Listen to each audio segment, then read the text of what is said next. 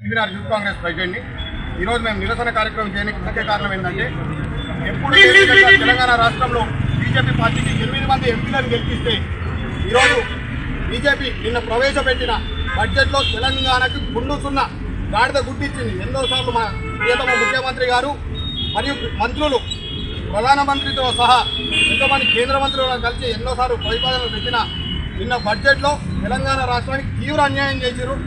ఇంకోటి నిన్న బడ్జెట్ అది దేశ బడ్జెట్లా లేదు, అది కేవలం బీజేపీ మిత్రపక్షాలైన తెలుగుదేశం, జేడీయూ, బీహార్, ఆంధ్రప్రదేశ్ బడ్జెట్లానే ఉంది తప్ప ఇది దేశానికి సంబంధించిన బడ్జెట్లా లేదు. ఈరోజు 8 మంది ఎంపీలు ఉన్నారు, 2 కేంద్ర మంత్రులు ఉన్నారు. చేతగాని దద్దమల్లాలు వాళ్ళు ఈరోజు మోడీతో మాట్లాడి తెలంగాణ రాష్ట్రానికి నిధులు తెస్తారా లేకపోతే రాజీనామా చేస్తారా అని మేము డిమాండ్ చేస్తాం. ఈరోజు బడ్జెట్లో తెలంగాణకి నిధులు ఇవ్వకపోతే రేపటి రోజు ఎవరిని ఏ ఒక్క బీజేపీ ఎంపీని రోడ్ల మీద తిరగనివ్వము.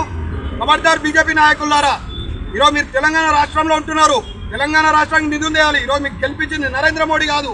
మీరు ఎంతసేపు గుజరాత్ బానిసల్లా కాకుండా తెలంగాణ రాష్ట్రం నుంచి గెలిచిన ఎంపీలుగా మీరు తెలంగాణ రాష్ట్రానికి నిధులు తెచ్చే బాధ్యత మీది. ఖచ్చితంగా తెలంగాణకి న్యాయం చేసే వరకు యువజన కాంగ్రెస్ కొట్లాడుతుంది.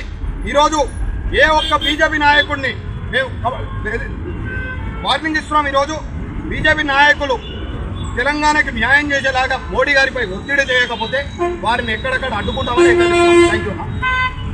తెలంగాణకి ఎలాంటి బడ్జెట్ కావాలంటారు మీరు? ఈరోజు కేంద్ర మంత్రులని మోడీ గారిని ఎన్నోసార్లు మన ముఖ్యమంత్రి గారు మరియు మంత్రులు చాలాసార్లు వెళ్ళి మూసీ గురించి అడిగారు, రంగారెడ్డి పాలమూరు జాతీయ హోదా అడిగారు, ట్రిబుల్ నిధులు అడిగారు, ఇంకోటి కొన్ని ఎడ్యుకేషన్ ఇన్స్టిట్యూషన్స్ అడిగారు. ఏవి ఇవ్వలేదు. ఈరోజు తెలంగాణకి కేవలం వారి మిత్రపక్షమైన వారి ప్రభుత్వాన్ని కాపాడుకునేదానికి నితీష్ కుమార్ మరియు చంద్రబాబు నాయుడుని మచ్చిగా చేసుకోనికి మాత్రమే బడ్జెట్ ప్రవేశపెట్టారు. మిగతా రాష్ట్రానికి తీవ్రంగా అన్యాయం చేశారు. అందులోనూ తెలంగాణ రాష్ట్రానికి అన్యాయం చేశారు. కాబట్టి ఈరోజు కేంద్ర మంత్రులు 2 బండి సంజయ్ గారు, కిషన్ రెడ్డి గారు మరియు 6 ఎంపీలు మొత్తం 8 మంది మోడీ గారి దగ్గరికి వెళ్ళి మోడీ గారిపై ఒత్తిడి చేసి అయినా రంగారెడ్డి పాలమూరు ప్రాజెక్ట్కి జాతీయ హోదా చేయాలి, మూసీ రివర్ ఫ్రంట్కి నిధులు విడుదల చేయాలి, ఇంకోటి జాతీయ విద్యా సంస్థలు తెలంగాణ రాష్ట్రానికి ఇవ్వాలి. ఇయని పక్షంలో వారిపై ఖచ్చితంగా భౌతిక దాడులకు కూడా వెనకాడమని చెప్పేసి యువజన కాంగ్రెస్ తరఫున వారిని హెచ్చరిస్తున్నాం. Thank you.